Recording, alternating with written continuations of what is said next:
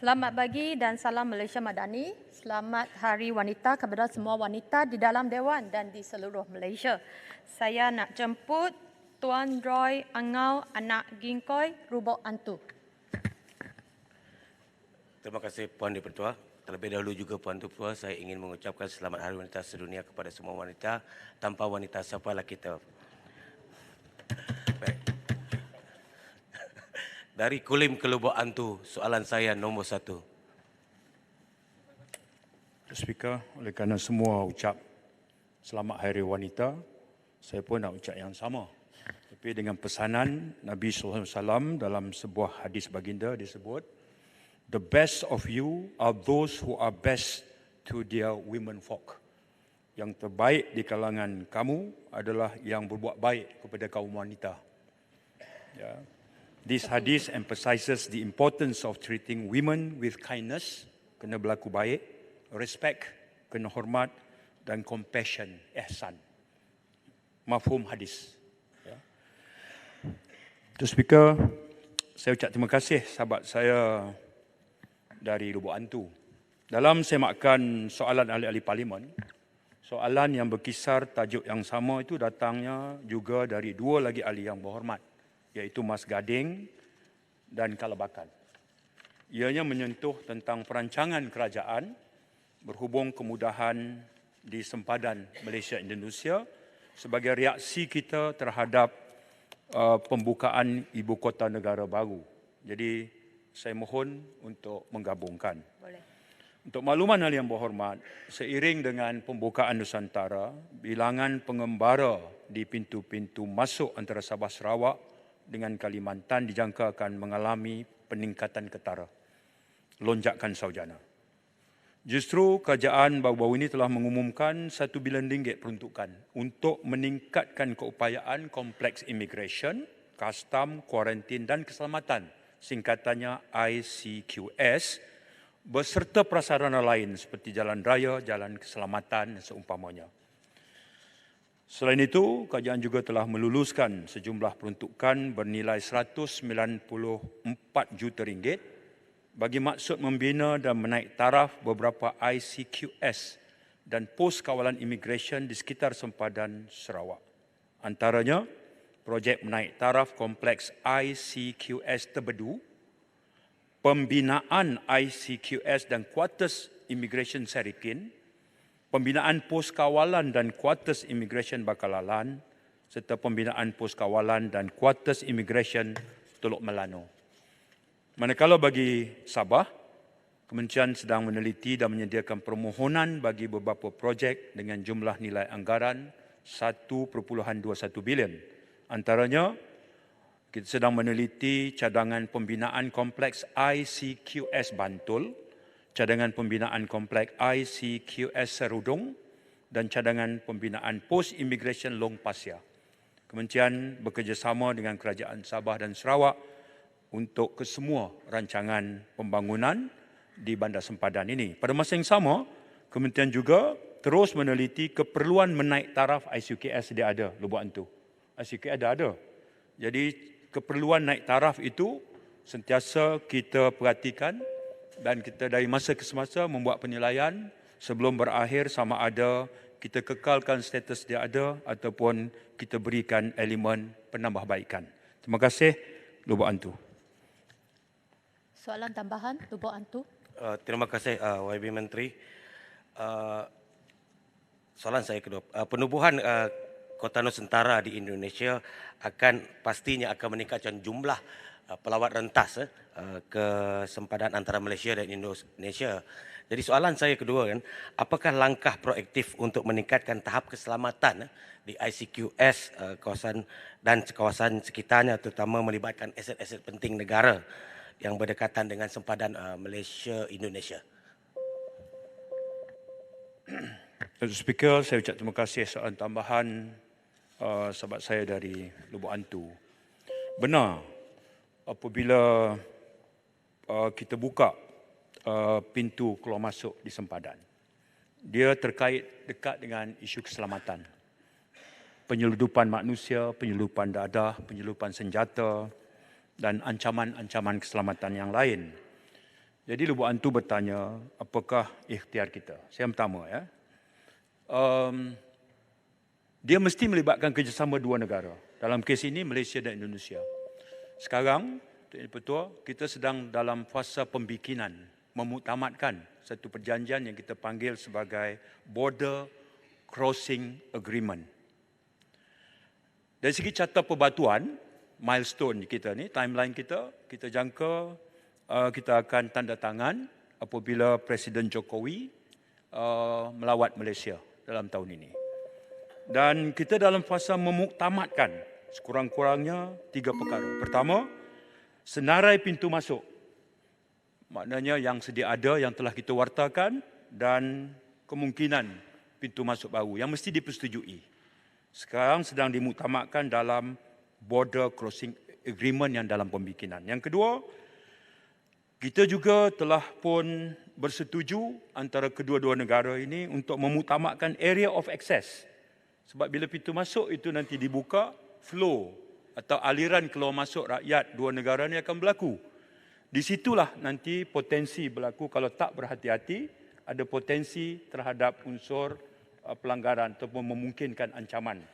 Jadi kedua-dua negara sekarang sedang berunding untuk memuktamadkan kawasan di mana penduduk kedua negara dibolehkan untuk berada. Dan yang paling akhir adalah semakan terhadap elemen-elemen perundangan. Jadi kalau kesemuanya ini dapat kita uruskan, pertimbangan yang kita ambil kira, pertimbangan utama adalah buka pintu sempadan satu bab, tetapi aspek keselamatan itu paramount, menjadi keutamaan. Terima kasih. Puan Speaker, Pucak Borneo. Saya jemput Kuala Kurau. Terima kasih, Yang Ketua. Yang Berhormat Menteri, saya cuma nak mengetahui apakah BCA ini sesuatu yang baru ataupun ia merupakan suatu agreement dalam memantapkan peraturan ataupun agreement yang sebelum ini telah wujud. Terima kasih. Terima kasih, Kuala Kurau. Malaysia ini kita bersempadan dengan banyak negara. Ya, dengan Thailand, dengan Vietnam, dengan Filipina, dengan Indonesia. Jadi keperluan untuk memelihara kepentingan bersama, iaitu menjaminan keselamatan itu sentiasa kita buat. Dan prosesnya itu pasti akan melibatkan perbincangan berkaitan dengan border crossing. Ya, itu kaedah standard antarabangsa. Dia bukan siapa mula dulu, siapa tak timbul sebab itu. Dia satu mekanisme yang wajib dilalui. Sebab kepentingan menjaga keselamatan sempadan satu sama lain, kalau berlaku umpamanya krisis di negara jiran, kesannya pada kita. Cuba kita tengok yang berlaku di Myanmar. Dia menjadi push factor kepada penduduk dia datang ke negara kita. Ataupun kalau ada konflik di negara-negara jiran kita, ya, seperti Thailand atau Filipina, dia bagi kesan kepada kita. Jadi dalam menjaga kepentingan sempadan, dia pasti melibatkan perbincangan dengan negara jiran dan dalam proses merangka perjanjian akan ada jawatan kuasa bersama. Dan itu adalah proses yang mengikut standard antarabangsa dalam mana-mana amalan berjiran dan bernegara. Terima kasih. Saya jemput Tuan Afnan Hamimi bin Taib Azamuddin Al-Hosta. Terima kasih Tuan Speaker. Ibu saya wanita. Soalan nombor 2.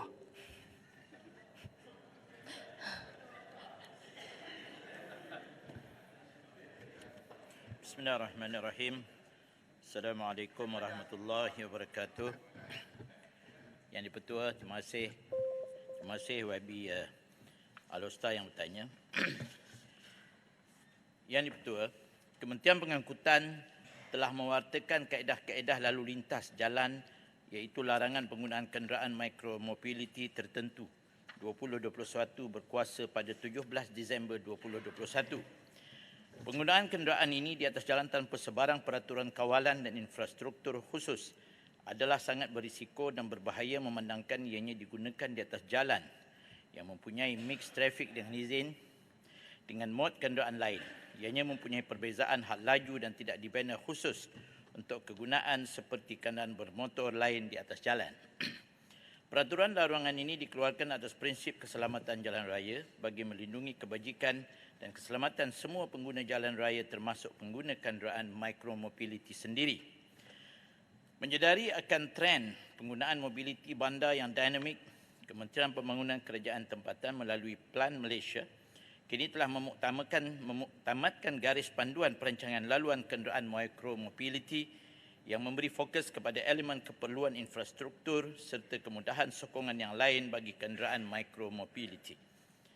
Garis panduan ini disediakan sebagai dokumen panduan dan rujukan kepada jabatan atau agensi persekutuan, pihak berkuasa negeri, pihak berkuasa tempatan dan pihak berkepentingan dalam merancang, membangunkan dan mereka bentuk laluan kenderaan micromobility di kawasan pembangunan sedia ada dan pembangunan baharu. Dalam hubungan ini, pihak-pihak yang berkuasa berkenaan hendaklah menyediakan suatu infrastruktur jalan yang selamat bagi penggunaan kenderaan micromobility tersebut berdasarkan kepada garis panduan yang telah dibangunkan atau ditetapkan. Di samping itu, Institut Penyelidikan Keselamatan Jalan Raya Malaysia MIROS juga sedang merangka satu keperluan spesifikasi atau program penilaian keselamatan berhubung kenderaan micromobility ini. Di samping melihat keperluan mewujudkan satu standard atau piawai kenderaan micromobility ini bagi menjamin keselamatan pengguna kenderaan tersebut. MIROS juga sedang bekerjasama dengan Futuris Sdn Bhd dalam membangunkan garis panduan operator atau syarikat pengendali micromobility di bawah program medan uji regulatory negara di samping menguji pakai garis panduan Plan Malaysia. Shah Alam melalui Majlis Bandaraya Shah Alam telah dipilih sebagai lokasi pertama pengujian atau lebih dikenali sebagai sandbox bagi menguji pakai ke semua garis panduan ini. Garis panduan ini dan projek sandbox ini akan dirasmikan di Shah Alam pada 12 Mac hari Ahad ini hari Ahad ini di Shah Alam. Melalui ketiga-tiga elemen tersebut, keselamatan kenderaan serta pengguna, micromobility, infrastruktur serta kawalan pengendalian operasi atau syarikat pengendali keadaan tersebut, pihak berkuasa tempatan boleh memohon pertimbangan bagi pengecualian guna pakai serta pengoperasian kenderaan micromobility di kawasan mereka melalui program sandbox kepada Kementerian Pengangkutan. Kementerian Pengangkutan berharap dengan penghasilan beberapa garis panduan ini, lebih banyak pihak berkuasa negeri, pihak berkuasa tempatan dan pihak berkepentingan akan membangunkan laluan khas kenderaan micromobility di kawasan-kawasan terlibat bagi menyediakan infrastruktur laluan yang selamat atau untuk pengguna kenderaan micromobility di samping mengenakan kawalan keselamatan kenderaan serta pengguna dan kawalan kepada penguatkuasaan dan pengoperasian operator atau syarikat pengusaha kenderaan terlibat. Ini secara tidak langsung dapat membuka peluang perniagaan kepada pengusaha atau syarikat operator pengendali perkhidmatan kenderaan micromobility sewaan. Sekian, terima kasih. Kalau Ustaz. Terima kasih Yang Berhormat Timbalan Menteri. Saya kira ini satu berita gembira lah kepada pengguna-pengguna kenderaan micromobility, terutamanya pengusaha-pengusaha. Soalan saya kepada Yang Berhormat Timbalan Menteri, kenderaan micromobility ini dia menjadi daya penarik di tempat-tempat rekreasi tertentu untuk orang singgah, orang sewa dan juga meningkatkan pendapatan pengusaha. Adakah kerajaan bercadang untuk memberikan kebenaran khas kepada pengusaha-pengusaha penyewaan kenderaan micromobility di tempat rekreasi? Satu.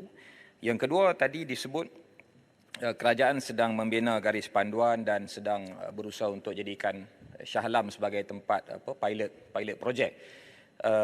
Itu cantik sekali.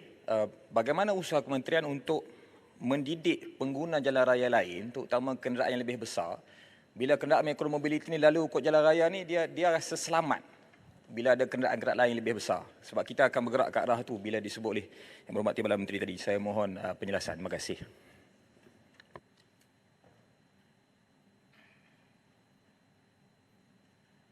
Terima kasih Yang Berhormat Al-Ustaz. Pertama sekali tentang kebenaran ini. Jadi kita tunggu pelancaran yang akan dibuat pada hari Ahad ini. Saya sendiri akan di sana insya-Allah. Jadi antaranya memanglah berkaitan dengan kebenaran-kebenaran ataupun infra-infra yang akan dibina Dan keduanya ialah tentang pada setakat ini mungkin dia nak kata memang dalam undang-undang itu mengatakan jalan. Jadi sampai ditakrifkan pavement pun tak boleh, ini pun tak boleh. Yang sebenarnya ada masalah penakrifan. Ya, tapi insya-Allah dengan plan ini nanti kita akan lebih terang yang di mana boleh, di mana tidak. Ya. Jadi tentang pendidikan ini, tuan-tuan yang berhormat semua, berkenaan dan micro mobility ini sebenarnya kajian di seluruh dunia sedang berjalan pun pada masa ini. Saya boleh bagi contoh, Menteri sedikit yang di-Pertua, sedikit ya masa ya. Kalau di UK ya, mewajibkan pengguna micromobility mempunyai lesen memandu lagi ada dan dewasa 19 tahun ke atas. Kalau di Los Angeles pula sejak 2019 kajian masih dibuat. Tidak dibenarkan di atas laluan pejalan kaki juga. Kalau di Brisbane, Australia, yang 12 hingga 15 tahun perlu ada pengawasan orang tua dewasa untuk gunakannya. Jadi dia mesti pakai helmet pula tu. Kalau di New Zealand sejak 2018 lagi masih dibuat study dia sampai hari ini. Di Perancis dan sebagainya. Dan hanya dihadkan kepada 12 tahun ke atas. Ya. Jadi perkara dan ada memaksimumkan dia punya speed dia. Ada yang dibenarkan dia macam di Paris hanya 25 km sejam. Jadi banyak perkara aspek mau dilihat. Dan banyak juga kajian dibuat. Micromobility ini ianya suatu yang dinamik. Kita nak melihat kalau ianya menjadi sebahagian daripada pengangkutan awam. Artinya first mile, orang pergi naik train, bawa dalam train, jalan and then continue the last mile. Memang kajian ini tak berhenti sampai hari ini masih dijalankan. Jadi negara kita alhamdulillah tidak ketinggalan juga nak mengeluarkan satu garis panduan untuk micromobility ini. Kita tahulah memang ada yang pengusaha-pengusaha ialah memang bersuara tentang perkara ini bagaimana yang telah pun dikeluarkan, sudah diimport dan sebagainya. Tapi insya-Allah kita lihat pada Ahad ini nanti, ya, sandbox yang akan dibuat, bagaimana jenis infranya, penerangan-penerangannya. Dan pasal pendidikan ini sudah pastilah. We have another type of vehicles on the road. Jadi rasanya orang lain kena belajar untuk hidup bersama lah atas jalan raya. Terima kasih. Sekian. Sikit soalan tambahan. Baik, Pulau. Soalan tambahan. Saya jemput Baik, Kuala Pulau. Selangor. Terima kasih Puan Yang di-Pertua, terima kasih Timbalan Menteri. Ya. Rakyat pastinya ya menunggu-nunggu akan penyelesaian ya, yang merupakan satu masalah yang terbit daripada isu first mile dan last mile. Dan micromobility, ya, skuter elektrik dan sebagainya ini adalah sangat ditunggu-tunggu. Namun Yang di-Pertua, Timbalan Menteri, kalau memandang kepada masalahnya adalah first mile dan last mile, apakah penyelesaian yang di samping micromobility ini, apakah penyelesaian yang tuntas yang diperlukan ya atas mengatasi masalah first mile, last mile daripada rumah ke MRT ke monorail semuanya dan kembali, kerana ia tidak boleh dilihat ya mesti dilihat dalam pendekatan yang lebih jauh, lebih sustainable ya. Memandangkan juga kematian mengikut miros 60% daripada dalam 20 tahun ini adalah atas motosikal dan sebagainya. Jadi apakah kalau lari sikit soalan ini tapi minta Timbalan Menteri memberikan komentar. Tak apa. Okay. Terima kasih YB Kuala Selangor. Kuala Selangor. Jadi tentang tadi kita cerita pasal micromobility. Ini juga dalam kajian. Kalau ini juga menjadi sebahagian daripada kenderaan untuk first mile, second mile, the last mile untuk public transport dengan izin. Jadi tentang yang lain, I think baru minggu lepas, 2 minggu lepas dalam Dewan ini juga, kita menyebut tentang Rapid mengadakan bukan juga minibus, small coach bus. Ya.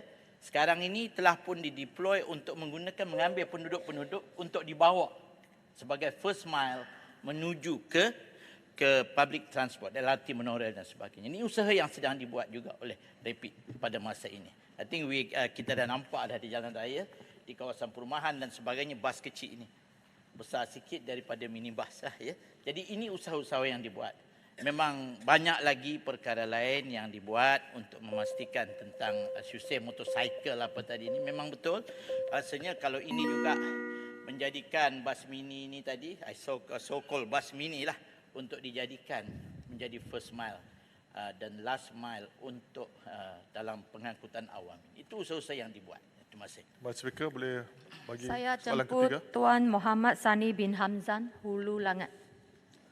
Pi perleh makan manggo. Soalan saya nombor 3.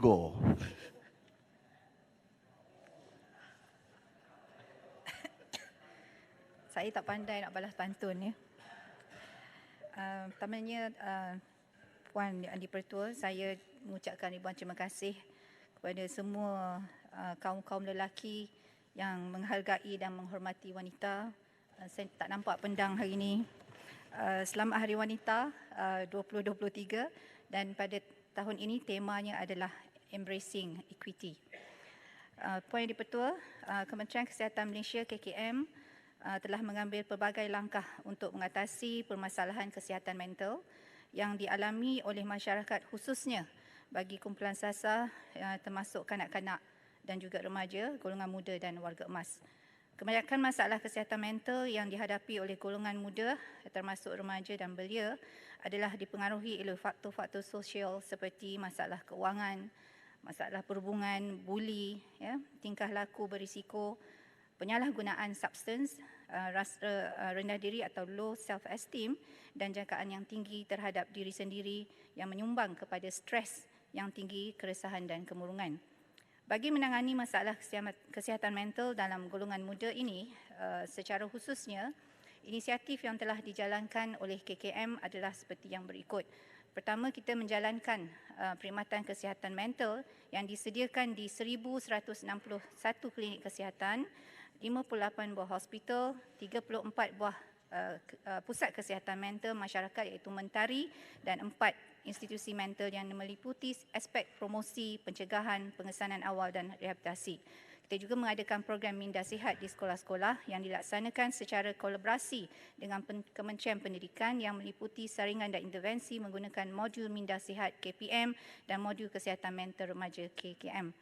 Program PEARL yang seterusnya ataupun program ekspresi anak remaja lestari yang merupakan kolaborasi antara KKM dan juga KPM bertujuan untuk meningkatkan kemahiran daya hidup ataupun daya tindak iaitu coping skills dan resilient dalam pelajar di kalangan pelajar bagi menangani masalah seperti buli atau tingkah laku yang berisiko. Seterusnya KKM juga mengadakan kolaborasi dengan Kementerian Pendidikan dalam program yang dinamakan Program Siswa Sihat atau PROSIS. Turut kita lakukan kerjasama dengan Kementerian Belia dan Sukan dalam mempromosikan kesihatan mental melalui Hari Sukan Negara dan Hari Kesihatan Mental Sedunia. Kolaborasi lain adalah bersama dengan Kementerian Pembangunan Wanita, Keluarga dan Masyarakat. Banyak yang kita lakukan. Juga kita laksanakan kempen Let's Stop Minda Sihat iaitu Smart Partnership bersama NGO. Dan KKM juga melaksanakan latihan kepada sukarelawan yang turut diperkasakan dengan ilmu bantuan psikologi melalui latihan kesihatan dan mental. Manakala bagi warga emas, KKM sedang membangunkan pelan tindakan demensia bagi memenuhi keperluan penjagaan kesihatan demensia dan komponen kesihatan mental yang terkandung dalam pelan tindakan perkhidmatan kesihatan warga emas 2023 hingga 2030. Selain itu, KKM mengambil inisiatif membangunkan modul kemahiran kesihatan mental dan juga bekerjasama dengan NGO dalam kalangan warga emas seperti Yayasan Artis Veteran, Persatuan Aktiviti Veteran Gombak, Persatuan Minda di Home dan pelbagai lagi. Sesi latihan diberikan juga kepada penjaga warga emas yang mempunyai masalah kemurungan, demensia, Alzheimer dan juga turut dijalankan dengan kerjasama badan-badan yang bukan kerajaan NGO. Bagi memperkukuhkan aspek penjagaan kesihatan mental khususnya kepada ahli keluarga dan penjaga iaitu caregiver golongan warga emas terutamanya. Terima kasih. Hulu Langat. Saya nak tanya dengan Yang Berhormat Menteri, soalan saya ringkas je. Negeri manakah yang paling tinggi yang menghadapi masalah gangguan mental ni? Terima kasih Yang Berhormat Menteri, terima kasih Tuan Yang di-Pertua. Ini soalan cepu emas ya. Baik, Yang Berhormat, sebenarnya kita pada tahun 2022 kita ada menjalankan saringan secara keseluruhan sebanyak 336,900 orang yang kita telah saring Dan dalam keputusan itu kita dapati negeri yang tertinggi dengan masalah kemurungan dan anxiety ini ialah di wilayah persekutuan. Jadi orang wilayah ni banyak masalah ya. Jiran Selangor tu. Jiran Selangor ya. Mungkin saya boleh tambah sikit Yang di-Pertua, dan sebab-sebabnya ialah seperti yang kita ketahuilah wilayah ni kos sara hidupnya agak tinggi ya. Kemudian golongan B40 juga ramai di wilayah, dan kita ramai menemui miskin bandar di wilayah, dan masalah perhubungan. Masalah perhubungan ni contohnya tekanan daripada ibu bapa yang mahu anaknya mungkin jadi menteri jadi stres anak-anak, kesian ya. Perhubungan dengan rakan sebaya dan juga perhubungan mungkin dengan teman ya, itu adalah di antara sebab-sebab kenapa di wilayah ramai mereka yang mengalami masalah kemurungan dan anxiety. Terima kasih. Ulangan. Saya jemput Yang Berhormat Kuala Langat. Terima kasih Yang di-Pertua. Kita maklum bahawa antara kumpulan yang terkesan ini adalah daripada kumpulan yang low socio-economic group dan juga di kalangan orang-orang muda sehingga peringkat remaja 16 hingga 19 tahun. Saya nak bertanya juga bagi golongan pekerja-pekerja juga didapati antara yang tertinggi juga, terutamanya apabila berlaku ketika COVID-19. Apakah tindakan yang mungkin diambil oleh pihak Kementerian Kesihatan dalam menangani isu-isu pekerja-pekerja ni yang akhirnya menyebabkan produktivitinya yang menurun dan sebagainya. Begitu juga hasil daripada saringan di peringkat Kementerian Kesihatan sendiri yang melibatkan sebahagian besar daripada penjawat awam, murung, stres dan sebagainya. Apakah tindakan yang diambil oleh pihak Kementerian sendiri? Terima kasih. Terima kasih, Berhormat.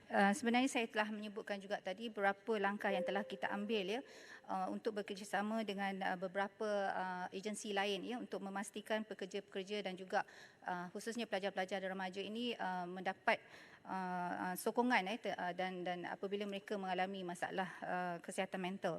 Begitu juga dalam kerja kesihatan kami sendiri ya, maksudnya anggota-anggota kesihatan juga kita melaksanakan beberapa program mendekati mereka dan kita menyediakan ruang-ruang di mana mereka boleh mengambil peluang untuk mendapatkan konsultasi daripada pakar-pakar kami yang kita sediakan untuk memastikan kemurungan atau masalah-masalah kesihatan mental ini tidak menjadi lebih teruk dan akhirnya membawa kepada kesan yang lebih buruk seperti bunuh diri dan sebagainya. Terima kasih. Speaker. Saya jemput Tuan Syahari Zulkarnain bin Abdul Kadir Setiu. Terima kasih Timbalan di-Pertua. Soalan saya nombor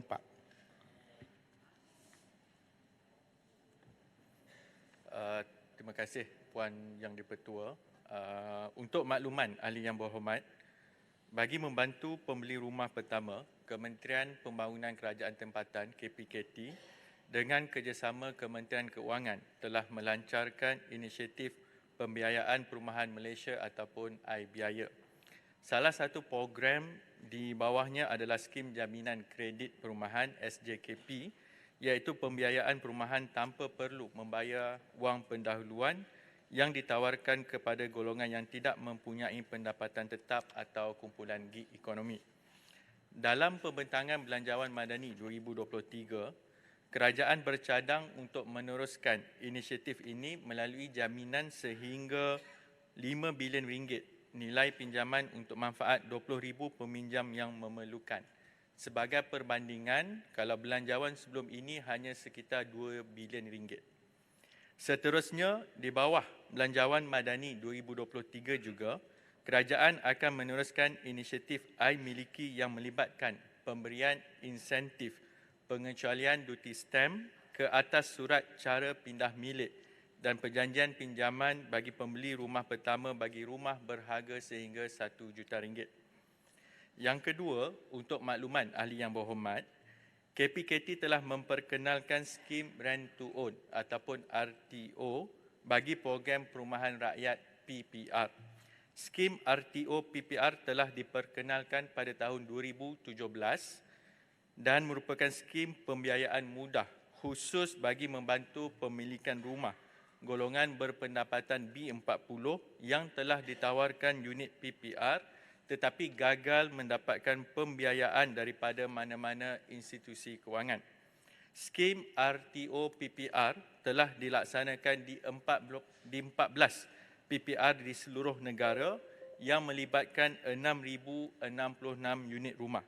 Sehingga 31 Disember 2022, sebanyak 4,690 buah keluarga telah ditawarkan skim RTO PPR di seluruh negara dan masih berbaki 1,376 unit rumah yang belum ditawarkan. KPKT juga sedang meneliti untuk mempelbagaikan skim pembiayaan perumahan bagi membantu golongan sasar memiliki rumah, khususnya golongan B40. Sekian, terima kasih. Setiu. Dewan Di-Pertua, soalan tambahan saya, terima kasih Menteri atas jawapan yang diberikan. Berapakah projek perumahan prima yang terbengkalai di seluruh negara? Apakah kriteria tanah yang dipilih untuk projek perumahan prima ini? Sebab ada satu kes projek perumahan prima di kawasan Batu Rakit Setiu telah diterminate kerana hanya 10% rumah tersebut di-booking oleh pembeli. Ini disebabkan tanah yang dipilih terlalu hampir dengan pantai dan terdedah kepada hakisan. Adakah kerajaan atau kementerian bercadang untuk menggantikan projek tersebut ke lokasi lain yang berdekatan dengan tapak yang asal? Sekian. Terima kasih. Terima kasih kepada Yang Berhormat Setiu. Buat ketika ini di bawah KPKT memang kita telah wujudkan task force projek rumah lewat sakit dan terbengkalai yang mana selain daripada rumah-rumah swasta, kita juga memantau secara rapat projek yang dibina ataupun yang diusahakan oleh agensi berkaitan dengan kerajaan ataupun syarikat berkaitan. Untuk di bawah Prima, berdasarkan makluman yang saya adalah ketika ini, ada hampir 18 projek yang kita tahu ada sedikit masalah ataupun memang sakit. Sementara task force sekarang ini tengah mencari ataupun cuba mensasarkan sekurang-kurangnya 10 buah projek ini kita cuba selesaikan dalam tempoh setahun. Tetapi ini juga bergantung kepada situasi ataupun keadaan semasa, termasuk soal tenaga kerja, termasuk juga soal kelulusan daripada peringkat kerajaan tempatan maupun daripada utilities dari segi komitmen mereka. Cuma berkaitan soalan yang spesifik berkaitan dengan tanah ataupun tapak projek di kawasan YB, yang itu saya akan teliti dengan lebih terperinci, tetapi memang berlaku proses pembetulan ataupun rasionalisasi untuk keadaan Prima selepas mendapat rekomendasi daripada PAC. Seingat saya tahun 2019, tahun 2020 yang mana memang terdapat banyak projek-projek yang mungkin tidak boleh dilaksanakan, maka berlaku proses untuk menghentikan kegagalan ataupun menyebabkan projek itu langsung tidak dapat diteruskan. Maka untuk permintaan Yang Berhormat sama ada kita akan pindahkan ke tapak yang lain dan sebagainya, itu saya kena semak dengan pihak pengurusan Prima. Tetapi seperti yang Berhormat tahu pun, sebuah projek itu berjaya ataupun tidak juga bergantung kepada lokasi dan juga cash flow lah. Sama ada projek itu boleh dijual kepada bakal pembeli di kawasan tersebut. Sekian, terima kasih. Saya jemput Yang Berhormat Miri. Terima kasih Puan Di-Pertua. Soalan saya, adakah kerajaan bersedia untuk menambah baik skim pinjaman perumahan supaya dapat memainkan peranan yang lebih besar seperti PTPTN dalam membiayai kos pembelian rumah dengan melakukan perubahan seperti berikut. Nombor satu, meningkatkan had pinjaman maksimum daripada RM60,000 kepada RM120,000, memandangkan kos pembinaan sudah meningkat, menurunkan caj perkhidmatan atas pinjaman dari 2% kepada 1% seperti kata PTPTN. Ketiga, syarat dilonggarkan kepada untuk tujuan pembelian rumah kos rendah dan bukan hanya untuk membina rumah sendiri, dan diberi keutamaan kepada golongan B40, terutamanya mereka yang masih tinggal di kawasan setinggan dan pasangan muda. Terima kasih. Terima kasih Yang Berhormat Miri, terima kasih Puan Yang Di-Pertua. Nampak Yang Berhormat memang meneliti, membaca yang mana untuk skim SPP yang Berhormat rujuk adalah sebenarnya projek ataupun program tersebut telah dihentikan pada tahun 2021. Yang mana ianya melibatkan pemberian seperti yang Berhormat sebut tadi untuk pinjaman sehingga RM60,000. Tetapi tidak bermaksud mereka yang telah menerima skim ini, maksudnya mereka masih terus, komitmen itu masih ada. Siapa yang dah terima tu kita terus laksanakan. Sementara dari segi skim yang sedia ada yang berkaitan dengan pinjaman ataupun pembinaan di atas tanah sendiri, kita ada syarikat perumahan negara SPNB yang dipanggil Rumah Mesra Rakyat. Jadi mungkin saya mohon kepada Yang Berhormat Miri untuk teliti skim tersebut untuk kita membantu kumpulan-kumpulan yang B40 yang berhasrat untuk membina rumah tapi pada kadar pinjaman sekitar 2%. Sekian, terima kasih. Saya difahamkan Yang Berhormat Putrong tidak dapat hadir, jadi saya jemput Kapten Dato' Dr. Zulkifli bin Hanafi, Tanjung Karang. Terima kasih Yang Di-Pertua. Assalamualaikum dan salam sejahtera. Tanjung Karang, Sabak Bernam. Soalan saya nombor 6 naik ke nombor 5. Terima kasih. Terima kasih Yang Berhormat Tanjung Karang, Yang Di-Pertua, Tuan Yang Di-Pertua. Persoalan cara pembiayaan sistem kesihatan negara adalah satu perkara yang rumit dan bukan sahaja di Malaysia tapi di seluruh dunia. Jelas ianya adalah satu dasar negara yang amat penting dan telah diteliti oleh ramai Menteri-Menteri Kesihatan sebelum ini dan juga telah dibawa ke peringkat sehingga ke Perdana Menteri dan Jemaah Menteri. Alhamdulillah dewasa ini terdapat lebih banyak kefahaman dan pendapat sehaluan antara pelbagai pemegang taruh dan situasi pembiayaan sistem kesihatan negara. Impaknya kepada rakyat dan ekonomi serta betapa kritikalnya kelestarian dan penambahbaikan ekosistem perkhidmatan kesihatan negara. Pandemik COVID-19 telah membuka mata semua kepada betapa pentingnya sistem kesihatan Malaysia yang hampir lumpuh pada kemuncak wabak dahulu dan begitu juga kesannya terhadap ekonomi secara global dan negara masih dirasakan sehingga kini. Perbincangan tentang reformasi pembiayaan kesihatan telah dibincang semenjak 30 tahun yang dulu. Kerajaan sekarang menggembeling pengalaman dan pengetahuan ini serta perkembangan antarabangsa dalam pembangunan Kertas Putih Kesihatan. Kita faham tahap perbelanjaan kesihatan semasa tidak mencukupi untuk memastikan sistem kesihatan negara yang lestari dan lebih bersedia untuk menangani cabaran masyarakat yang semakin tua dengan pelbagai penyakit kronik dan bahaya pandemik masa hadapan. Cara pembiayaan sistem kesihatan negara sekarang tidak menggunakan sumber kesihatan Malaysia secara optimum dan mesra rakyat. Dengan itu, Kertas Putih Kesihatan sekiranya diterima untuk diteruskan adalah permulaan perjalanan reformasi sistem kesihatan Malaysia.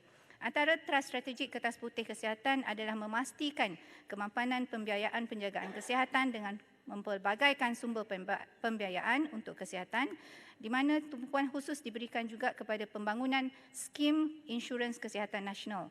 Sekiranya mandat diperolehi melalui kelulusan Kertas Putih Kesihatan kelak, Kementerian akan mengambil langkah seterusnya dengan menjalankan kerja-kerja asas yang diperlukan dalam membangunkan skim insurans kesihatan sosial nasional seperti penghiriaan kadar caruman yang bersesuaian, pembangunan pakej manfaat kesihatan, penentuan mekanisme pembayaran serta pembekal perkhidmatan kesihatan. Justru saya menyeru kepada semua ahli-ahli yang berhormat di Dewan Yang Mulia ini untuk memahami dan menyokong Kertas Putih Kesihatan yang saya sasarkan insya-Allah akan kita bentangkan pada bulan Jun nanti insya-Allah. Jadi pada masa sekarang saya dan kementerian sedang meneruskan aktiviti libat urus dengan pemegang taruh untuk memastikan lebih ramai memahami serta memberi input dalam pembangunan Kertas Putih Kesihatan yang lebih mantap. Sekian, terima kasih. Tanjung Karang. Terima kasih YB Menteri. Saya ucapkan terima kasih di atas keprihatinan yang amat berhormat Perdana Menteri telah menambah belanjawan untuk Kementerian Kesihatan daripada 26 bilion ditingkatkan kepada 36 bilion pada kali ini dan kita mengharapkan ini mampu meningkatkan kelestarian Kementerian Kesihatan itu sendiri. Saya ingin bertanya, apakah status Kertas Putih Kesihatan Negara dan apakah dasar yang digunakan untuk mengambil kira tentang insurans kesihatan sosial negara. Terima kasih. Terima kasih Yang Berhormat. Untuk menjawab kepada status sekarang ni, kita masih melakukan beberapa libat urus dengan pemegang-pemegang taruh dan insya-Allah kita juga akan melakukan sesi town hall by zoning khususnya kepada petugas-petugas kesihatan yang menjadi frontliner dan seharusnya memahami terlebih dahulu apa yang kita maksudkan dengan Kertas Putih Kesihatan dan juga apakah kandungan-kandungan daripada Kertas Putih Kesihatan ini. Jadi tentang dasar itu seperti yang saya sebut tadi, dasar yang kita gunakan untuk membangunkan kertas butut ini adalah satu dasar yang komprehensif, ya, yang kita akan insya-Allah cuba membangunkannya dalam masa 15 tahun, satu jangka masa yang lama. Tetapi kita mengharapkan dalam masa 15 tahun itu juga insya-Allah ada di antara dasar-dasar atau pilar-pilar yang kita letakkan dalam pembangunan kertas putih itu akan menjadi kenyataan dalam masa yang sama ada yang terdekat ataupun masa mid term dan juga long termnya. Terima kasih. Bandar Kuching. Bandar Kuching. Terima kasih Yang Berhormat Menteri. Saya meneliti jawapan Yang Berhormat Menteri dan sangat terperinci. Saya ingin tanya, biasanya angka yang dikata-katakan adalah 5% daripada KDNK. Jadi saya nak tanya, mungkin penjelasan daripada kementerian, kenapa angka itu adalah target Kementerian Kesihatan dan apa yang angka digunakan jika peruntukan sampai ke 5% KDNK? Terima kasih. Terima kasih Yang Berhormat Kuching. Saya rasa ini adalah satu soalan yang baik. Kenapa kita selalu mensasarkan 5% KDNK dalam perbelanjaan untuk kesihatan. Kita kena ingat bahawa perbelanjaan untuk perkhidmatan kesihatan adalah sebenarnya perbelanjaan yang sebenarnya adalah investment kepada negara kita. Kenapa saya katakan demikian? Kerana kita melihat kepada beberapa faktor. Di antaranya sebab kalau kita rakyat kita sihat, sebenarnya ia boleh menyumbang kepada pertumbuhan ekonomi yang tinggi iaitu 0.3% YB Kuching 0.3% per annum kepada KDNK. Dan ia sebenarnya meningkatkan juga produktiviti tenaga kerja sehingga boleh membawa kepada keuntungan 1.7 hingga 2 bilion per annum, ya. Jadi ini adalah satu angka yang sangat tinggi. Jadi kita semua kena sihat, rakyat kena sihat dan kerajaan harusnya memberi tumpuan untuk memberikan bajet yang bersesuaian, ya, kepada Kementerian Kesihatan.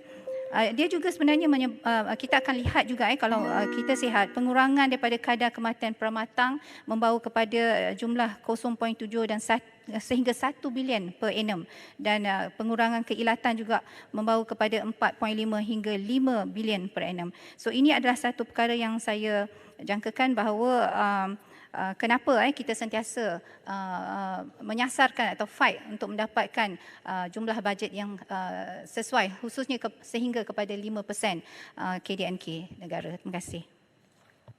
Tuan Prabhakaran, anak lelaki M. Parameswaran, Batu. Terima kasih Puan Speaker. Soalan Batu nombor 7.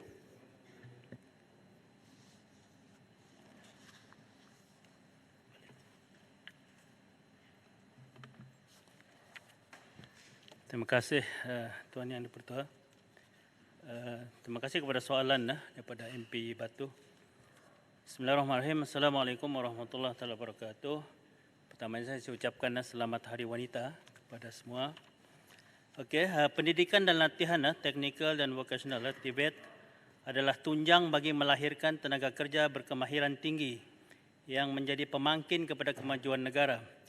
TVET telah terbukti mampu melahirkan individu berkemahiran, terlatih dan berbudaya usahawan dan seterusnya menjadi individu lebih berdikari dan mampu menyesuaikan diri dalam suasana kerja yang mencabar.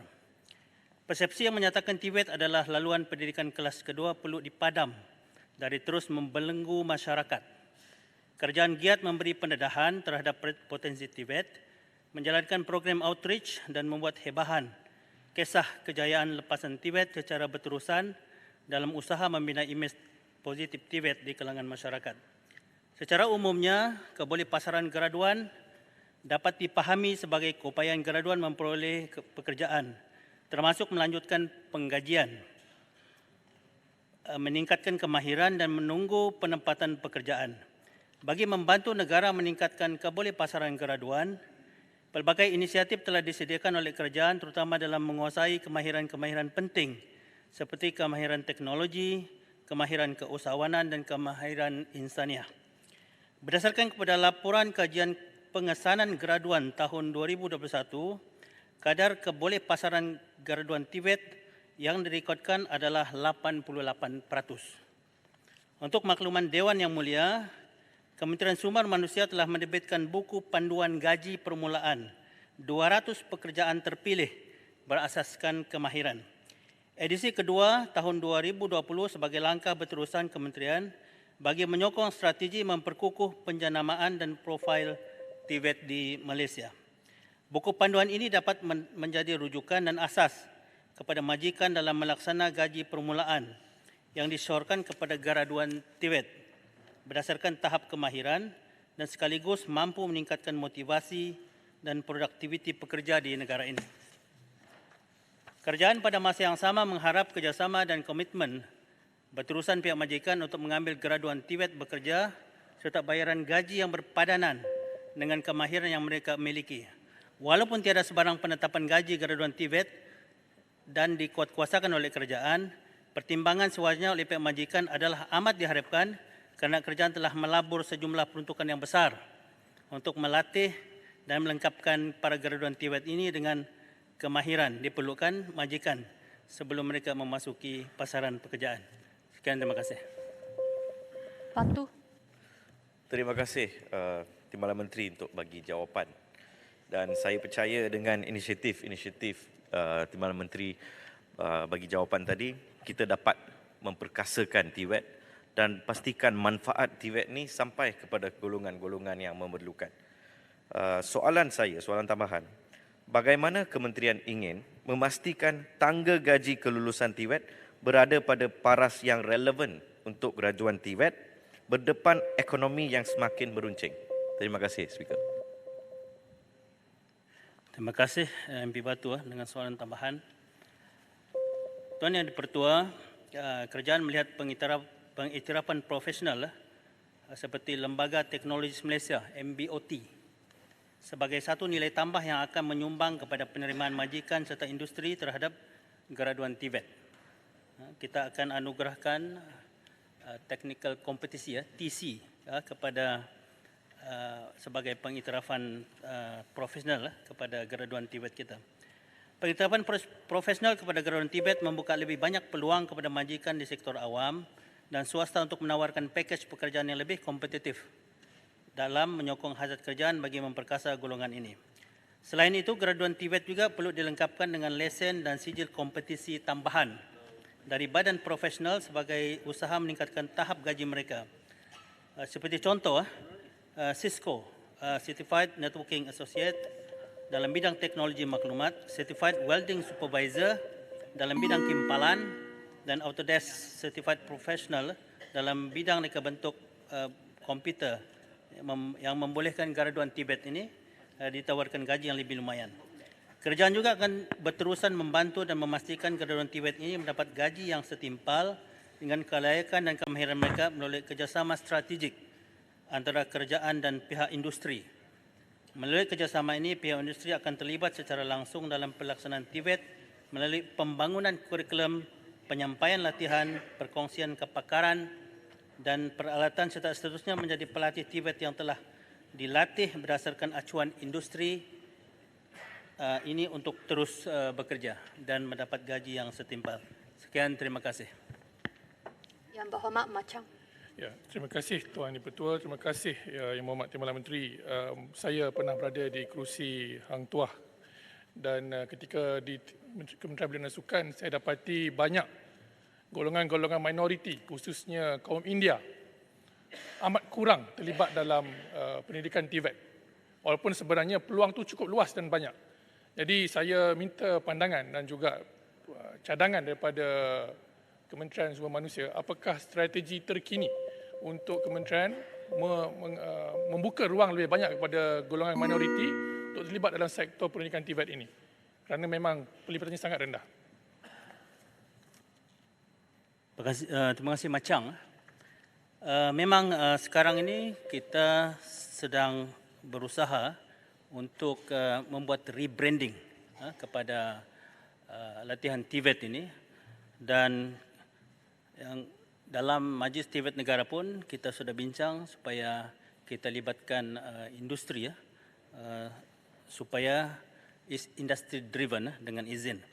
Dan untuk golongan minoriti ini memang banyak usaha telah dilakukan oleh pelbagai kementerian juga untuk mendedahkan lebih awal di peringkat sekolah untuk kita dedahkan Cuma saya minta lah supaya kita sebagai ahli-ahli parlimen ini pun kita perlu memainkan peranan penting. Saya minta supaya kita lihat untuk tahun ini saja kita ada lepasan SPM dan mengikut kajian lebih kurang 300,000 tidak mau menyambung pelajaran mereka.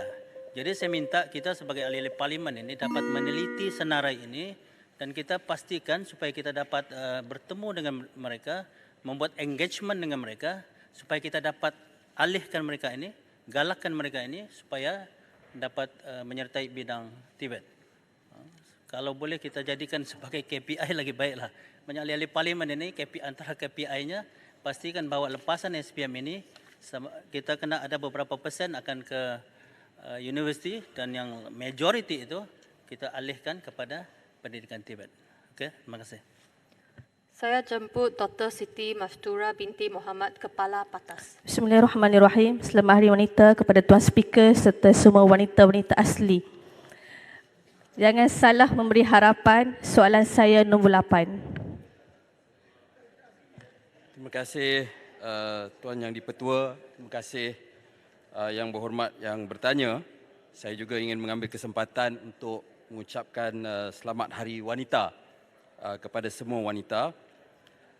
Tuan Yang Dipertua, laporan penilaian kesan ke atas alam sekitar atau biasa dipanggil dengan izin Environmental Impact Assessment EIA bagi projek tambakan laut Penang South Island PSI masih dalam proses penilaian oleh Jabatan Alam Sekitar. Keputusan dasar dan keputusan bagi pelaksanaan projek PSI adalah di bawah bidang kuasa pihak yang bertanggungjawab, iaitu pihak berkuasa negeri dan juga pihak berkuasa tempatan. Dalam menilai kajian laporan EIA, JAS melibatkan agensi-agensi dan non-governmental organisation NGO dengan izin untuk mendapatkan ulasan berkaitan polisi, perundangan ataupun prosedur yang berkaitan bidang kuasa masing-masing di dalam mesyuarat jawatankuasa teknikal EIA ataupun EIA TRC. Antara agensi yang terlibat dalam mesyuarat ini adalah Jabatan Perikanan, JPS, Jabatan Pengairan dan Saliran, Plan Malaysia, Jabatan Perancangan Bandar dan Desa, Pusat Hidrografi Nasional, Jabatan Laut, JMG, Jabatan Mineral dan Geosains, Jabatan Kerja Raya, JKR, Kementerian Kesihatan Malaysia, NGO seperti Sahabat Alam Malaysia, serta pakar yang dilantik dalam bidang ekologi, marine hydraulic modelling dan juga NGO dalam sektor sosioekonomi. Isu-isu berbangkit atau penemuan yang dikenal pasti sama ada impak positif ataupun negatif semasa menilai laporan EIA akan dikemukakan kepada penggerak projek serta kepada bahagian perancang ekonomi negeri Pulau Pinang sebagai pihak berkuasa melulus untuk mempertimbangkan kelulusan projek dan tindakan yang perlu diambil bagi pelaksanaan projek PSI ini. Pihak pemaju juga perlu menyediakan environment management plan dan mengambil tindakan terhadap syur-syur yang dinyatakan dalam laporan EIA sekiranya projek ini diluluskan bagi memastikan kesan dan akibat sesebuah projek dapat diatasi. Untuk makluman yang berhormat, projek ini sebenarnya telah melalui satu proses yang agak komprehensif dari segi laporan EIA-nya kerana ia kalau kita soroti kembali mula diluluskan pada 25 Jun 2019, kemudian selepas berlaku rayuan dan EIA telah dibatalkan, maka kita telah lihat beberapa lagi proses iaitu EIA dikemukakan selepas penolakan tersebut, EIA baru dikemukakan pada 29 hari bulan 4 pada tahun 2022 dan apabila pihak Jabatan Alam Sekitar tidak bersetuju dengan beberapa perkara dalam EIA tersebut, berlaku 3 revision iaitu yang dihantar pada 30 hari bulan 8 2022, kedua pada 23 hari bulan 10 2022 dan yang terbaru 18 hari bulan Januari 2023. Jadi apa yang saya boleh katakan di sini, setakat ini ya, masih belum diluluskan.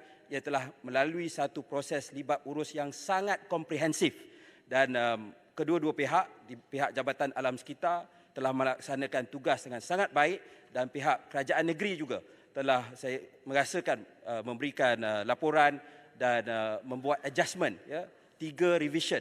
In total 5 EIAs were submitted dengan izin. Jadi kedua-dua pihak memainkan peranan mereka dan kita ikut proses yang ada untuk melihat sama ada ia lulus atau ditolak. Kepala Patas. Terima kasih kepada Menteri di atas jawapan yang diberikan. Cuma persoalan di sini, pada November 2019, Majlis Perancang Fizikal Negara MPFN telah menyatakan dalam perkara 5 bahawa projek ini bakal meningkatkan pelepasan karbon sebanyak 3.2 juta tan setahun. Ini dilihat boleh memberi implikasi kepada alam sekitar. Jadi seterusnya persoalannya, bagaimanakah penganugerahan Low Carbon City Diamond Award boleh diberikan kepada PSI ini oleh Malaysian Green Technology and Climate Change? Mohon penjelasan daripada Menteri. Bagaimana Yang Berhormat Kepala Batas maklum, MGTC merupakan sebuah agensi yang mana mereka membuat penilaian tentang projek-projek yang bersifat boleh mencapai objektif, misalnya bandar rendah karbon. Dan penilaian ini tidak melibatkan pihak kementerian, ia dibuat di peringkat MGTC dan mereka melihat kepada proposal yang dihantar kepada MGTC melibatkan apakah rancangan yang dibuat oleh penggerak projek untuk mengatasi kesan impak emisi karbon yang ada di dalam projek ini. Dan apa yang saya juga nak ingatkan sebagaimana saya sebut tadi, penolakan yang disebut tadi ialah pada 2019. Sedangkan selepas itu kita telah lihat 5 lagi teguran yang dibuat tentang soal karbon itu ialah pada tahun 2019. Tetapi selepas itu ada 4 lagi EIA yang telah disubmit. Jadi setiap kali ada EIA yang disubmit, pihak Jabatan Alam Sekitar akan memberi detail butiran mengapa ia ditolak. Dan selepas itu dalam banyak kes saya boleh lihat di sini penggerak projek telah menyatakan apa langkah-langkah remedi yang diambil, ya, dan itu dilaksanakan secara dinamik. Jadi atas sebab itu saya tidak mahu second guess dengan izin keputusan yang dibuat oleh MGTC. Saya ketika itu hanya hadir menyampaikan hadiah, tetapi saya yakin perkara-perkara ini di dalam pertimbangan apabila MGTC mengambil keputusan tersebut. Tan John Manis. Terima kasih Puan Yang Timbalan Dipertua. Soalan berkaitan Timbalan Menteri, Yang Berhormat Menteri. Saya melihat projek tambakan laut ataupun pulau buatan mungkin ada faedahnya jika kajian alam sekitar dibuat dengan sempurna. Ia membuka peluang untuk tanah baru untuk tujuan pembangunan, ia menjaga hakisan pantai sedia ada, ia bertindak sebagai benteng pelindung kepada pantai. Ia memperbaiki alur pelayaran dan memudahkan para nelayan turun ke laut.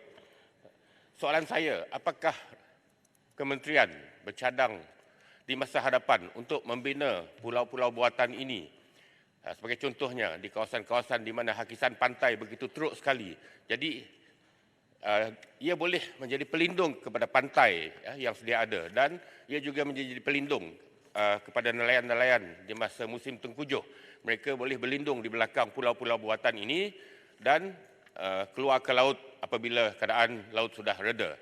Apakah ini mungkin satu rancangan kementerian pada masa hadapan untuk menjaga garis pantai negara kita? Terima kasih. Atas pertanyaan tersebut. Saya setuju bahawa yang penting ialah kita perlu melihat perkara ini daripada segi case by case basis.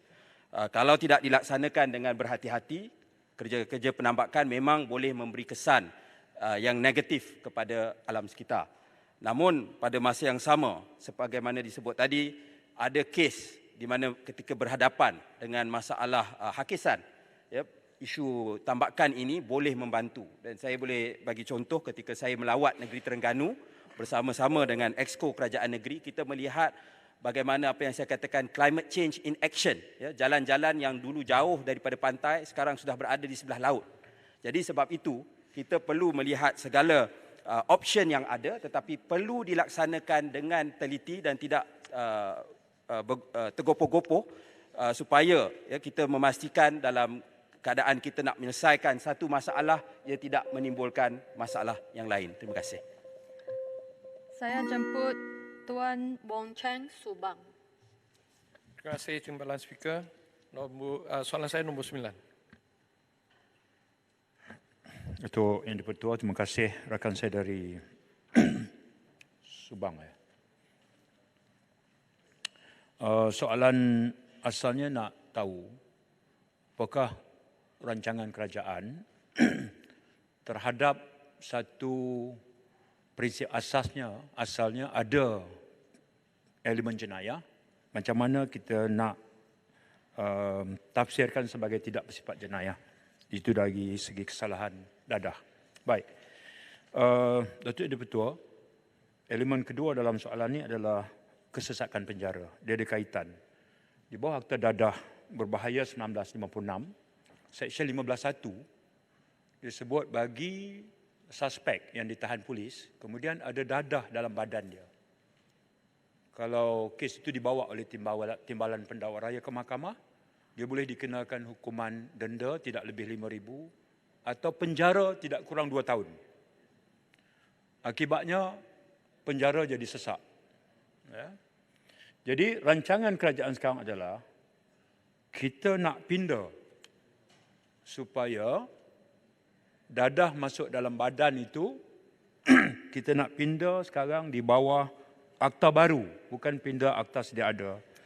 Akta baru ni kita panggil Akta Penyalahgunaan Dadah dan Bahan Kurungan Rawatan dan Pemulihan.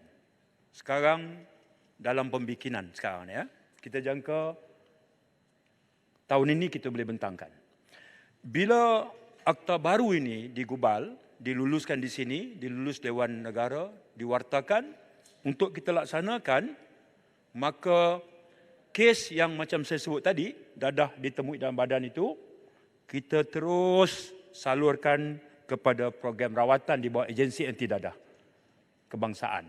Sama ada di bawah rawatan pemulihan di bawah institusi ataupun rawatan pemulihan dalam komuniti.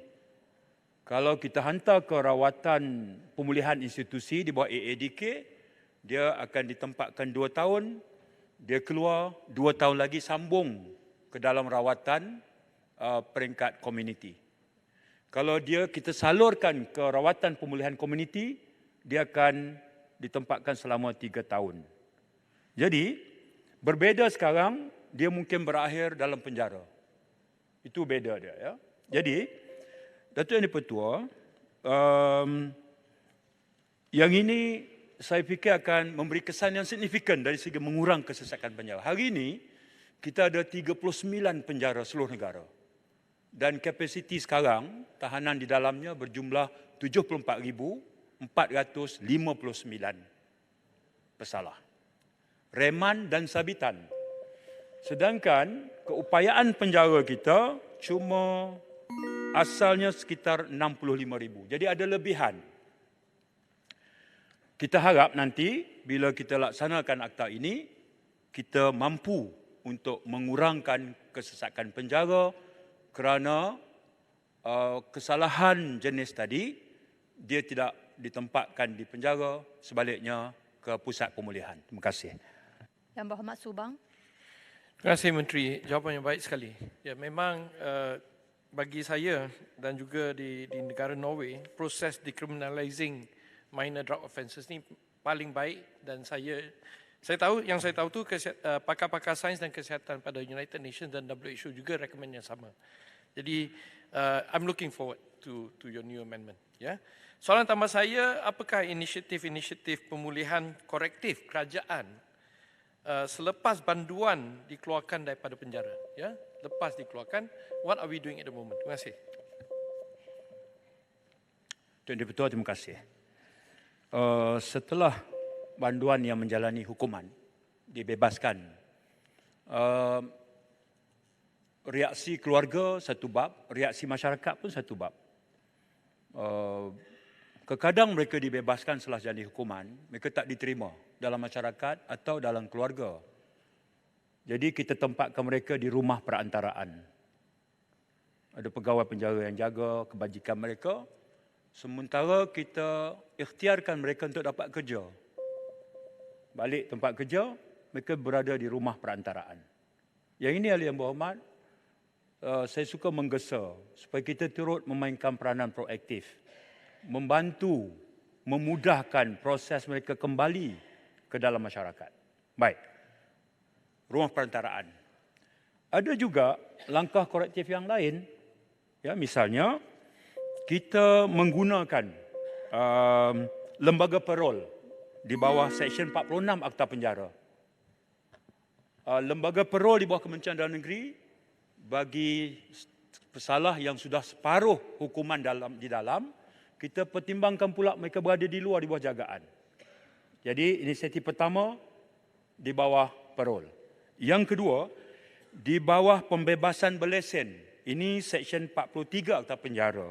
Ketua Pengarah Penjara boleh mengusulkan supaya pesalah ini ditempatkan ke program pemulihan. Atau kita ada perintah kehadiran wajib pesalah 1954. Ini perintah hakim untuk dia dikeluarkan. Jadi inisiatif ini untuk maklumat yang berhormat sangat berjaya kalau fakta atau angkanya kita tengok. Apa dalilnya? Melalui inisiatif-inisiatif ini, bagi setiap 800 yang dibebaskan, hanya satu saja patah balik ke penjara. Bagi setiap 800 yang kita beli parol, pembebasan berlesen ataupun kita perintah kehadiran wajib. Contohnya, 800 satu saja balik. Berbanding kalau tahanan biasa, menjalani rawatan biasa, bagi setiap 100 dibebaskan dari penjara, 15 patah balik. Jadi oleh kerana itu, kombinasi kedua-dua ini untuk makluman ahli yang berhormat, sama ada kita pindah undang-undang baru ataupun kita menjalankan ikhtiar bersifat korektif ini, kita yakin kita mampu untuk mengurangkan keadaan kesesakan penjara. Seorang tahanan dalam penjara sehari kerajaan belanja RM450 sebulan. Tapi bila kita lakukan perintah kehadiran wajib, perintah parol, pembebasan berlesen, tahun lepas saja kita jimat 17 juta ringgit. Bukan saja penjimatan, mereka bebas bergaul dengan masyarakat, dan saya fikir inisiatif ini wajar mendapat sokongan dan dukungan semua ahli-ahli yang berhormat di dalam di luar Dewan. Saya jemput yang berhormat Pak Mas. Terima kasih Yang Dipertua. Saya mengamati jawapan daripada Berhormat Menteri tadi, daripada 800 yang dilepaskan, yang satu yang patah balik ke penjara. Tetapi Yang Berhormat Menteri, realiti yang berlaku di bawah sana, di kampung-kampung, kita melihat yang bebas daripada penjara dengan penuh hormat, dan saya menyebut bahawa bebas daripada penjara akibat penyalahgunaan dadah, lepas 2-3 hari sahaja akan adalah pula jenayah di kampung dan mereka ditangkap masuk balik ke penjara. Jadi ini tanggapan masyarakat. Jadi pada pandangan Menteri, adakah di sana terdapatnya keperluan untuk program-program nilai tambah yang perlu untuk dibuat untuk menambah baik pendidikan yang ada? Dan adakah di sana terdapatnya kajian berkenaan dengan tahap pendidikan budak-budak muda yang tak belajar, main motor sana sini, yang terlibat dengan penggunaan dadah? Adakah ada tahap kajian seperti itu? Terima kasih rakan saya daripada Semas. Saya mohon membetulkan. Program saya mohon betulkan yang berhormat. Dari segi mukadimah itu ada sikit silap ya.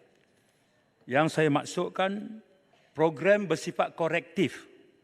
Parol, perintah kehadiran wajib, pembebasan berlesen. Yang ini bagi setiap 800 bebas, satu patah balik. Ya, yang ini atas semua kesalahannya, bukan dadah saja. Ya, ini kesalahan-kesalahan di bawah 3 tahun hukuman. Tapi di dalam itu juga ada komponen pesalah dadah. Okey.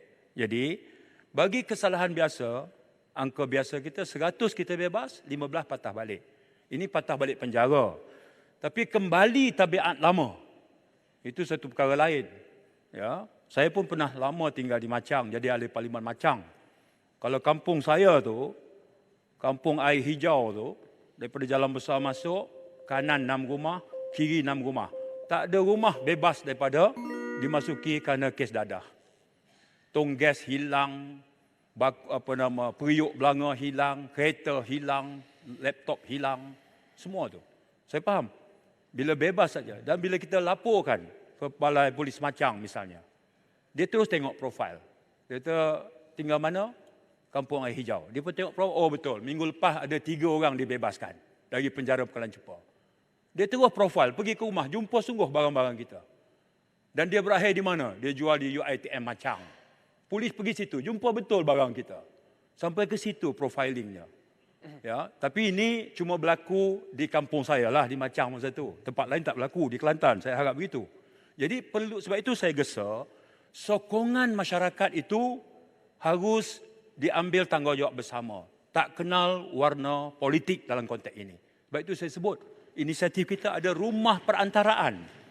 Rumah perantaraan ini gunanya apa? Dia dah dibebas, dah diberi program pemulihan, dari segi akalnya, dari segi jasadnya, dari segi rohnya, dengan semua modul latihan, balik masyarakat tak terima. Betul. Jadi terpaksa kerajaan ambil lagi, buat pula rumah perantaraan. Jaga dia, cari peluang kerja. Jadi ini ikhtiar sekarang. Saya suka mengajak Yang Berhormat semua ikut membantu dan memberi idea-idea. InsyaAllah kami sangat terbuka. Inisiatif yang begini, impak kewangannya kecil, tapi kesan pemulihan itu sangat besar. Terima kasih. Soalan seterusnya, saya difahamkan Yang Berhormat Romping tidak dapat hadir, jadi saya jemput Tuan Yuniswaran, anak lelaki Ramaraj Segamat. Terima kasih Puan Yang Bertua. JDT menang 7-0. Negeri Sembilan FC kalah 0-7. Soalan saya nombor 11. Terima kasih.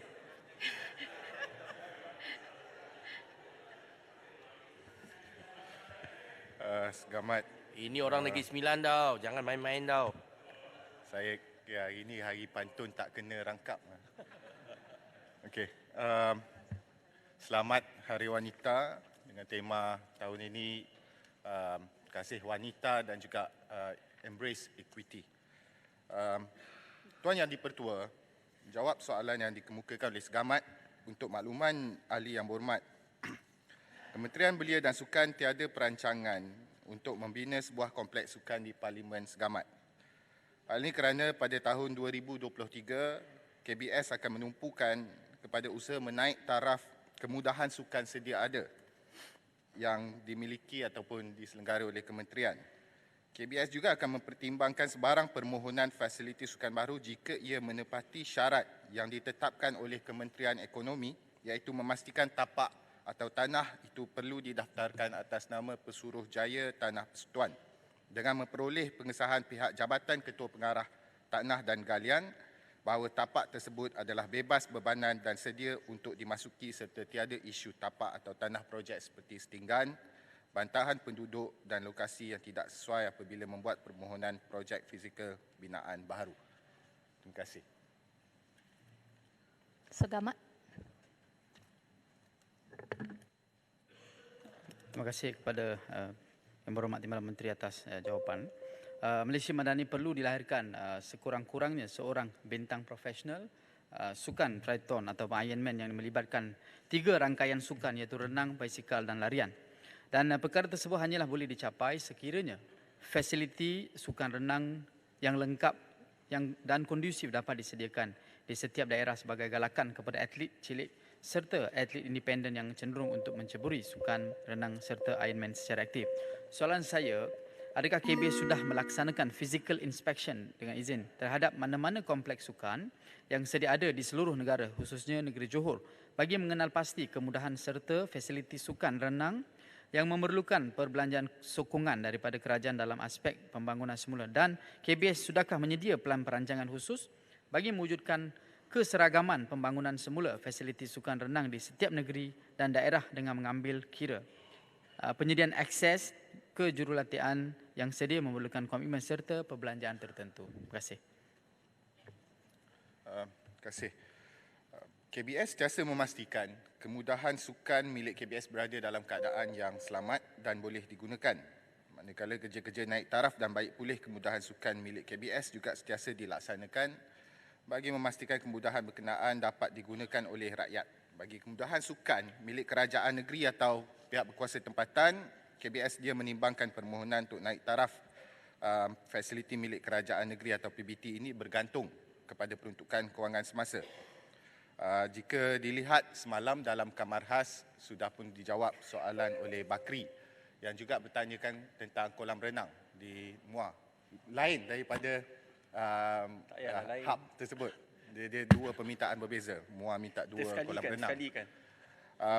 Kita sudah pun nyatakan bahawa kos pembinaan sebuah kolam renang dengan spesifikasi yang sesuai, termasuk untuk latihan profesional, menelan belanja sehingga 18 juta dengan kos penyelenggaraannya RM20,000 sebulan, yang mana perlu ditanggung bukan oleh Kementerian Belia dan Sukan, terutama dari segi penyelenggaraan, sebaliknya ditanggung oleh pihak berkuasa tempatan. Jadi sebab itu pada masa ini kita tidak mempunyai perancangan untuk membangunkan fasiliti sukan renang ini di setiap daerah ataupun negeri. Namun tidak juga bermaksud KBS tidak menumpukan perhatian kepada keselamatan. Di mana KBS pada tahun ini berhasrat untuk menumpukan kerjasama dalam penggunaan kolam renang sedia ada milik PBT untuk menganjurkan program kelas renang secara percuma kepada kanak-kanak bagi keluarga yang tergolong di bawah golongan B40. Arti kata lain bukan hanya dalam soal melatih atlet renang tapi juga memastikan keselamatan kanak-kanak yang mana kita tahu tahun lepas saja 500 kes kanak-kanak lemas dirakamkan, direkodkan. Terima kasih. Saya jemput Yang Berhormat Pematang Pau. Baik, terima kasih Tuan Yang Di-Pertua, terima kasih Yang Berhormat Menteri. Soalan saya berkaitan dengan apa perancangan pihak kerajaan untuk memastikan kompleks yang sedang dibina ataupun yang mungkin akan dibina nanti bersedia menghadapi perubahan iklim. Yang mana sekarang kita tengok cuaca dengan banjir dan sebagainya, satu. Dan yang kedua, bagaimana perancangan pihak kerajaan untuk memastikan kompleks sukan yang telah dibina ini mempunyai pihak yang bertanggungjawab untuk menyelenggara. Sebab kita tengok banyak kompleks sukan terbiar selepas dibina tidak diselenggara dengan baik. Terima kasih. Terima kasih, Pematang Pau. Soalan ini sangat relevan. Yang pertama, soal ketahanan terkait dengan cuaca. Bergantung dengan keadaan semasa, kita akan pastikan jika selepas ini ada pembinaan baru dan sebagainya, kita akan ambil kira faktor-faktor sedemikian. Yang kedua adalah soal ini soal yang berlarutan panjang, mana setiap kali kita lakukan kajian terhadap fasiliti-fasiliti sukan, memang kita dapati bahawa penyelenggaraan adalah masalah utama. Yang ini sebab kalau kita lihat kepada, sedikit menjawab, kalau kita lihat kepada amalan biasa, kita bina. Kemudian kita serahkan kepada sama ada pihak berkuasa tempatan, negeri ataupun kadang-kadang dalam kes-kes tertentu kepada pihak-pihak persatuan. Sebab itu saya kira penting untuk mana-mana pihak, terutama sekali saya nasihatkan untuk memohon perlu kita ada juga perancangan dalam soal penyelenggaraan. Perlu ada unjuran kewangan yang boleh dilaksanakan sebelum kita pertimbangkan pembinaan baru kompleks-kompleks sukan dan fasiliti yang boleh digunakan. Terima kasih. Seterusnya saya jemput Datuk Rosso bin Wahid Hulu Terengganu. Terima kasih, Yang Ketua. Assalamualaikum warahmatullahi wabarakatuh. Soalan saya nombor 12. Tuan Di-Pertua, trend jumlah kes jangkitan COVID-19 dalam tempoh sebulan pertama tahun ini adalah dalam keadaan yang stabil, di mana sejak sebulan yang lalu pelaporan kes harian COVID, kalau kita tengok dalam CPRC dalam negara, kekal dalam lingkungan 500 kes. Dan dilihat menunjukkan trend penurunan dengan kes pada semalam hanyalah setakat 226 kes. Begitu juga dengan purata bilangan harian kes COVID yang baru dikesan dalam tempoh 7 hari adalah dalam julat 187 hingga 511 kes sepanjang bulan Januari 2023. Sebagai langkah berterusan untuk menggalakkan lebih ramai penduduk Malaysia mengambil dos penggalak, KKM telah mengambil beberapa langkah, di antaranya ialah pelanggan boleh membuat tempahan temujanji melalui aplikasi MySejahtera dan mereka boleh bebas memilih tarikh ataupun masa untuk disuntik dan PPV atau jenis vaksin yang dikendaki. Yang keduanya, kita menawarkan perkhidmatan vaksinasi dos penggalak juga secara terus tanpa temujanji, iaitu walk-in kepada golongan berisiko tinggi di semua pusat pemberian vaksin di seluruh negara. Ketiga, kita melaksanakan pemberian dos penggalak juga secara oportunistik, iaitu di klinik kesihatan, di mana kalau ada pesakit datang, kita syorkan mereka untuk mengambil dos penggalak, iaitu di klinik kesihatan, hospital dan klinik swasta yang telah beroperasi sebagai PPV, menawarkan dos penggalak kepada pesakit yang hadir. Menawarkan pemberian dos penggalak juga kita lakukan secara heterologous, iaitu individu boleh menerima dos penggalak kedua daripada vaksin yang berlainan jenis dan dos dengan dos yang sebelumnya. Kelima, kita melaksanakan polisi vial terbuka di semua PPV, iaitu PPV akan memberikan vaksin tanpa mengumpulkan pelanggan bagi memenuhi kuota satu vial vaksin. Jadi sebelum ni ada kita satu vial tu boleh kita gunakan untuk beberapa orang, tetapi kali ini kalaupun seorang kita bagi juga, ya. Yang seterusnya, meningkatkan hebahan melalui media sosial, media arus perdana dan hebahan ke kawasan-kawasan setempat, dan kita lakukan pelbagai program seperti slot di media, di radio, ceramah dan webinar untuk melaksanakan kempen kita. Mesej berkenaan dos penggalak juga telah dihasilkan dalam bentuk infografik, FAQ dan video dalam pelbagai bahasa, dan bahan-bahan ini telah kita muat naikkan dalam laman web KKM dan media sosial KKM. Sekian, terima kasih. Hulu Terengganu. Terima kasih Ketua, terima kasih YB Menteri jawapan yang begitu detail berkaitan dengan program-program yang dilaksanakan oleh kementerian untuk menggalakkan. Persoalan saya, setakat ini apakah kerajaan berperhati dengan sambutan rakyat berkaitan dengan kos penggalak ini, dan saya difahamkan telah banyak vaksin ini yang terpaksa dilupuskan. Kalau boleh diberitahu berapakah jumlah kerajaan tanggung untuk melupuskan dos-dos yang tak dapat digunakan ini. Dan yang ketiga, soalan saya ialah ada tak kes-kes yang ekstrim yang dilaporkan kepada kementerian berkaitan dengan vaksin COVID ini yang setelah ambil vaksin pesakit terkesan. Sebab di kawasan saya ada seorang penama iaitu Fatimah binti Abdullah telah ambil vaksin COVID, lumpuh dan bisu. Ada tak kes-kes begini dilaporkan kepada kementerian? Terima kasih. Terima kasih Yang Berhormat. Update saya kepada jumlah yang kita terima untuk mengambil kes dos-dos penggalak ini memang masih kurang memuaskan, tetapi ada peningkatan selepas kita membuat kempen-kempen yang seperti saya sebutkan tadi. Ya, kita tahu bahawa kita ada dua jenis dos penggalak sekarang ini, dua jenis booster, dos penggalak pertama dan kedua. Yang penggalak pertama itu kita ada peningkatan daripada 49.9% kepada lebih 50% sekarang, dan dos kedua pula, penggalak kedua daripada 1.9% kini kita telah dapat lebih kurang 2.2% dalam beberapa minggu yang lepas. Dos yang dilupuskan, saya akan jawab secara bertulis. Memang ada data tersebut dan kita akan bagi secara terperinci. Kemudian AEFI pula, memang ini juga kita ada pelaporan kes-kes adverse susulan imunisasi yang dipanggil AEFI secara berkala dalam web bahagian regulatory pharmacy kita ataupun MPRA, dan kejadian-kejadian seperti yang yang Berhormat sebut tadi, kita tahu ada beberapa kesan-kesan AFI, tapi yang disebut tadi sampai bisu dan sebagainya itu tidak ada dalam kita punya dalam apa yang kita catatkan sebagai AFI, tapi ada kesan-kesan lain yang Berhormat boleh melihat dalam pelaporan kita setiap hari. Terima kasih. Puan Muar berdiri Saya dari tadi. jemput Yang Berhormat Muar. Terima kasih akhirnya. Yang Berhormat Menteri, laporan menunjukkan bahawa Pharma Niaga rugi dalam lingkungan melebihi RM500 juta kerana kelebihan stok dos penggalak khususnya bagi dos Sinovac.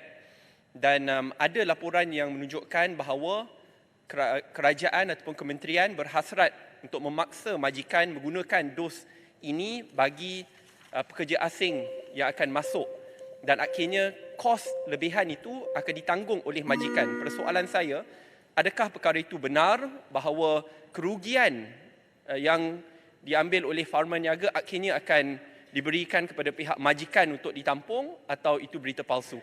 Terima kasih Tuan Yang di-Pertua. Saya yang berhormat. Ini memang soalan cepu emas juga.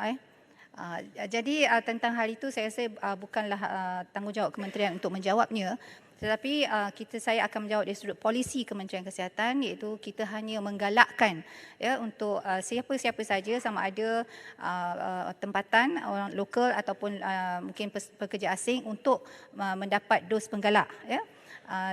Jadi tetapi terpulanglah kepada agensi yang terlibat sama ada mereka mahu membuat polisi-polisi yang selain yang telah dinyatakan oleh Kementerian Kesihatan Malaysia. Terima kasih. Saya jemput Tuan Haji Yusof bin Abdul Wahab, Tanjung Manis. Terima kasih Puan Yang di-Pertua. Soalan saya nombor 13. Terima kasih Tuan Yang di-Pertua. Untuk maklumat ahli yang berhormat, Kementerian Belia dan Sukan telah pun mengangkat permohonan untuk membina sebuah kompleks sukan di daerah Tanjung Manis melalui rolling plan ketiga Rancangan Malaysia ke-12 RMK ke-12 pada 9 April 2022 yang lepas. Namun begitu, permohonan ini tidak diluluskan oleh Kementerian Ekonomi. Pada masa ini, seperti mana yang telah dijawab tadi pada segamat, KBS tiada perancangan untuk membina kompleks sukan baru termasuk di daerah Tanjung Manis, dengan keutamaan diberikan kepada penaik tarafan kemudahan sedia ada. Kerana penyelenggaraan yang tinggi serta pertambahan perjawatan untuk menguruskan kompleks sukan. Kita bagaimanapun memandang serius perkara ini, terutama dalam soal ketersediaan tapak pembinaan kemudahan baru sebagaimana syarat yang telah ditetapkan oleh Kementerian Ekonomi. Bagaimana sekalipun, suka juga untuk saya kemukakan sedikit maklumat bahawa di Parlimen Tanjung Manis kita ada lebih kurang 11 fasiliti sukan yang boleh diguna pakai, iaitu 7 gelanggang futsal, ini di bawah KBS, kompleks sukan integrasi Baji Jaya, stadium tertutup bola keranjang dan padang bola sepak masing-masing satu, serta sebuah gimnasium rakyat juga di bawah KBS. Sekiranya Yang Berhormat Tanjung Manis berhasrat untuk menyelenggara kemudahan sukan di bawah kawasan Yang Berhormat, bolehlah dikemukakan permohonan kepada Pejabat Belia dan Sukan Daerah Mukah untuk tindakan lanjut, dan kita akan beri perhatian sewajarnya. Terima kasih. Yang berhormat, sekarang tamatlah sesi untuk waktu pertanyaan-pertanyaan. Ada soalan tambahan ke Tuan Yang di-Pertua? 11.31 dah. Maaf.